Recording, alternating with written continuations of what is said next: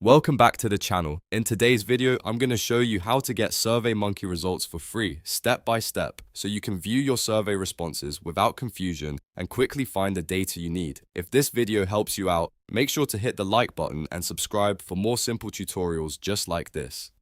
Alright, let's jump in. First, open your browser and go to SurveyMonkey. Once the site loads, you'll want to access the survey you're working on. From the homepage, click on Survey to go into your survey dashboard.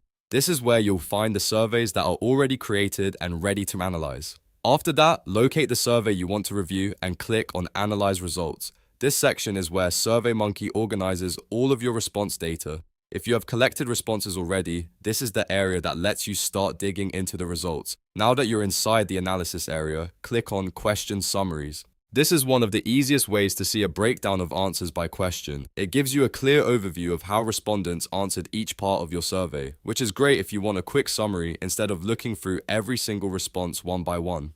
If you want to go deeper, click on Individual Responses. This option lets you view each response separately. That's especially helpful when you need to inspect exactly how one person answered the survey, or when you want to compare responses side by side. Next, click on Dashboards. Dashboards are useful when you want a more visual view of your survey data. They can help you spot patterns, understand trends, and present the results in a cleaner format.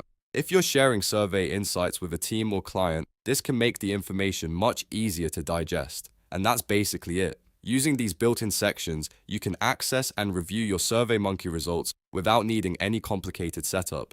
Just remember, if you want the fastest overview, start with question summaries. If you need detailed inspection, use individual responses. And if you want a visual report-style view, head to dashboards. If this tutorial helped you learn how to get SurveyMonkey results for free, please give this video a like and subscribe to the channel for more helpful software guides, shortcuts, and walkthroughs. Thanks for watching, and I'll see you in the next video.